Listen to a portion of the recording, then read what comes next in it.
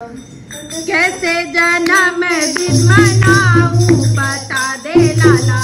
कैसे जन्मदिन मनाऊं बता दे लाला, कैसे जन्मदिन मनाऊं बता दे लाला, कैसे जन्मदिन मनाऊं बता दे लाला, कैसे जन्मदिन मनाऊं बता दे लाला, कैसे जन्मदिन मनाऊं बता दे लाला। घर में मनाऊं या होटल में मनाऊं, घर में मनाऊं या होटल में मनाऊं,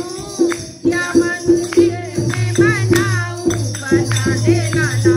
या मंदिर में मनाऊं बता दे लाला, कैसे जन्मदिन मनाऊं बता दे लाला, कैसे जन्मदिन मनाऊं बता दे लाला, कैसे जन्मदिन मनाऊं बता दे लाला,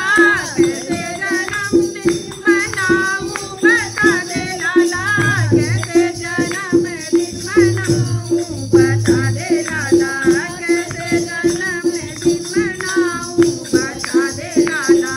ढोलक बजाऊं या मजीरा बजाऊं, ढोलक बजाऊं या मजीरा बजाऊं, या डीजे लगवा दूं बता दे लाला, या डीजे लगवा दूं बता दे लाला, कैसे जन्मदिन मनाऊं बता दे लाला, कैसे जन्मदिन मनाऊं बता दे लाला, कैसे जन्मदिन मनाऊं बता दे लाला, कैसे जन्मदिन मनाऊं बता दे लाला, कैसे जन्मदिन मनाऊं बता दे लाला, कैसे जन्मदिन मनाऊं बता दे लाला। बर्फी मनाऊं या पेड़ा मनाऊं, बर्फी मनाऊं या पेड़ा मनाऊं, या माखन मनवाऊं बता दे लाला, या माखन मनवाऊं बता दे लाला, कैसे जन्मदिन मनाऊं बता दे लाला, कैसे जन्मदिन मनाऊं बता दे लाला, कैसे जन्मदिन मनाऊं बता दे लाला, कैसे जन्मदिन मनाऊं बता दे लाला, कैसे जन्मदिन मनाऊं बता दे लाला, कैसे जन्मदिन मनाऊं बता दे लाला। गैया बुलाऊं या बछड़ा बुलाऊं, गैया बुलाऊं या बछड़ा बुलाऊं, या दाऊ को बुलाऊं बता दे लाला, या दाऊ को बुलाऊं बता दे लाला, कैसे जन्मदिन मनाऊं बता दे लाला, कैसे जन्मदिन मनाऊं बता दे लाला, कैसे जन्मदिन मनाऊं बता दे लाला, कैसे जन्मदिन मनाऊं बता दे लाला, कैसे जन्मदिन मनाऊं बता दे लाला, कैसे जन्मदिन मनाऊं बता दे लाला।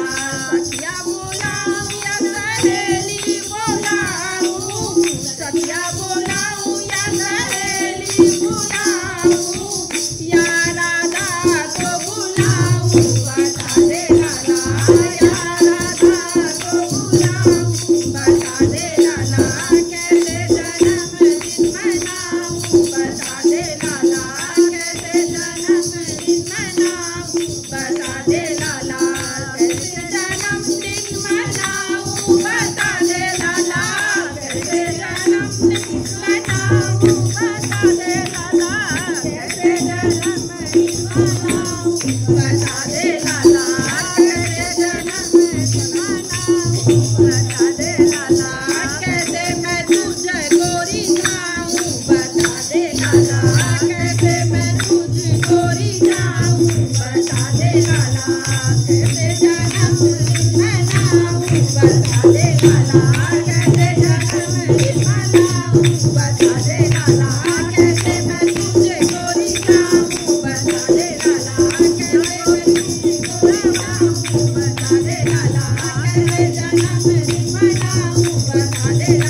कैसे जन्मदिन